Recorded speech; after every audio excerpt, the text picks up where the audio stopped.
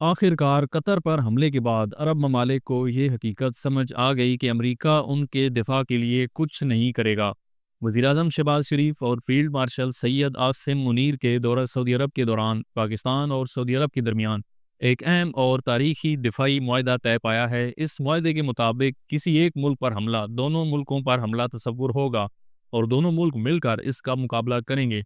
یہ بالکل یورپی ممالک کی نیٹو کی طرز کا ایک معاہدہ ہوا ہے۔ مسلم ورلڈ کے لیے یہ ایک گیم چینجر معاہدہ ہے۔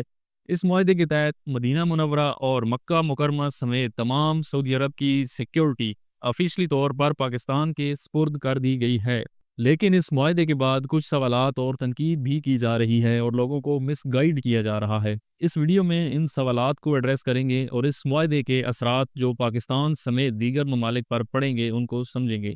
ویڈیو کو کائنڈلی لائک کر دیں اور چینل کو سبسکرائب کر دیں۔ پہلا سوال یہ کیا جا رہا ہے کہ کیا پاکستان کے نیوکلیر ہتھیار بھی سعودی عرب میں تعینات کیے جائیں گے؟ ریوٹرز اخبار کے مطابق سعودی افیشلز نے کنفرم کیا ہے اس معاہدے کے تحت پاکستانی نیوکلیر ہتھیار بھی سعودی عرب کے دفاع کے لیے موجود ہوں گے۔ لہٰذا اس معاہدے کی اگر یوں تشریح کی جائے تو غلط نہ ہوگی کہ اب عالم اسلام میں ایک نہیں بلکہ دو نیوکلیر پاور ملک ہیں، ایک پاکستان اور دوسرا سعودی عرب۔ دوسرا سوال یہ اٹھایا جا رہا ہے کہ سعودی عرب نے یہ معاہدہ یمن اور ایران سے اپنے دفاع کے لیے کیا ہے۔ یہ معاہدہ مڈل ایسٹ کی تبدیل ہوتی صورتحال کے تناظر میں کیا گیا ہے، جس میں اسرائیل نے قطر پر حملہ کیا اور اب اس کے بعد یہ خدشہ ظاہر کیا جا رہا ہے کہ اسرائیل دیگر اسلامی ممالک پر بھی حملہ کرے گا۔ اس تناظر میں یہ جو معاہدہ کیا گیا ہے پاکستان اور سعودی عرب کے درمیان، یہ دراصل سعودی عرب کو اسرائیل کے حملوں سے بچانے کے لیے ہے اور پاکستان سعودی عرب کو نیوکلیر امبریلا فراہم کرے گا۔ دنیا نیوکلیر ہتھیاروں کے نام سے ہی ڈرتی ہے، لہٰذا ان کی موجودگی میں اسرائیل، امریکہ سمیت کوئی ملک بھی سعودی عرب پر سٹرائک کرنے کا سوچ بھی نہیں سکے گا۔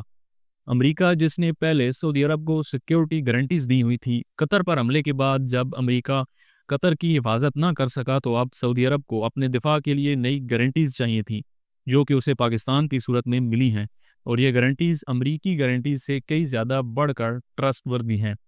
سعودی عرب کا دفاع کرنا ویسے بھی ہر مسلمان کا فرض ہے اور یہ سعادت اب پاکستان کے حصے میں آ گئی ہے۔ اس معاہدے کا براہ راست تعلق جو مسلم ورلڈ کو امریکہ اور اسرائیل سے خطرات درپیش ہیں اس کے ساتھ ہے، نہ کہ مسلمانوں کے آپسی اندرونی اختلافات کے ساتھ۔ دیگر عرب ممالک کو بھی یہ بات سمجھ لینی چاہیے کہ امریکہ عرب ممالک کو ایران اور اس کی پراکسیز کے مقابلے میں تو ڈیفینڈ کرے گا کیونکہ اس میں اس کا اپنا مفاد ہے، لیکن امریکہ اسرائیل کے مقابلے میں عرب ممالک کو کبھی بھی ڈیفینڈ نہیں کرے گا، اور یہ امریکی سیکیورٹی گارنٹیز اسرائیل کے معاملے میں عربوں کے کسی کام نہیں آئیں گی۔ تیسرا سوال یا ڈسکشن یہ کی جا رہی ہے کہ سعودی عرب کو تو اس سے یہ فائدہ ہوا ہے کہ اس کو ایک نیوکلیر ڈیٹرنس مل گئی ہے، لیکن اس سب میں پاکستان کو کیا فائدہ ہوا ہے؟ کیا پاکستان کی بھارت کے ساتھ جنگ کی صورت میں سعودی عرب بھی اس جنگ میں پاکستان کے ساتھ شامل ہوگا؟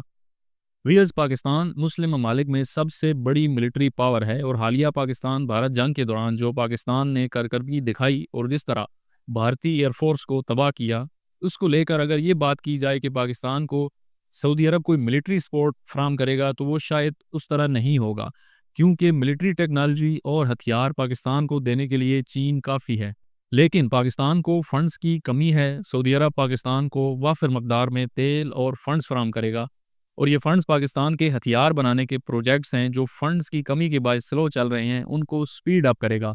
پاکستان ایئر فورس کا 5th generation stealth fighter jets کا پروگرام ہے، اس کے علاوہ ڈرونز بنانے کے پروجیکٹس ہیں جن کی افادیت جنگ میں بہت زیادہ ہے۔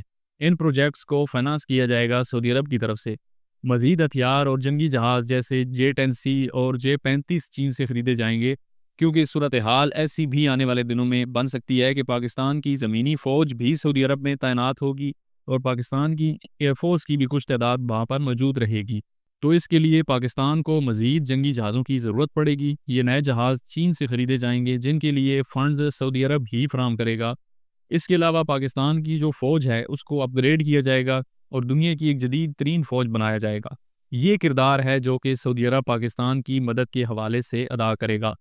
اب اس معاہدے کے جو سب سے بڑے اثرات مرتب ہوں گے وہ اسرائیل اور بھارت پر ہونے والے ہیں۔ دونوں ملکوں میں اس وقت پریشانی کی صورتحال ہے۔ انڈین میڈیا پر اس بارے میں بہت زیادہ تشویش کا اظہار کیا جا رہا ہے۔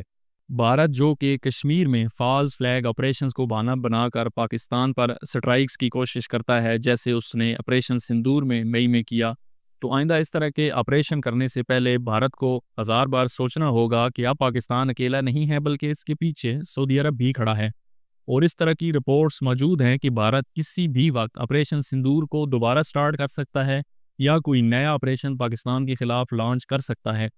تو اب اس معاہدے کے بعد بھارت کے لیے ایک نئی مشکل کھڑی ہو گئی ہے کہ سعودی عرب بھی اب اس کے خلاف جنگ میں پاکستان کی حمایت میں شریک ہوگا۔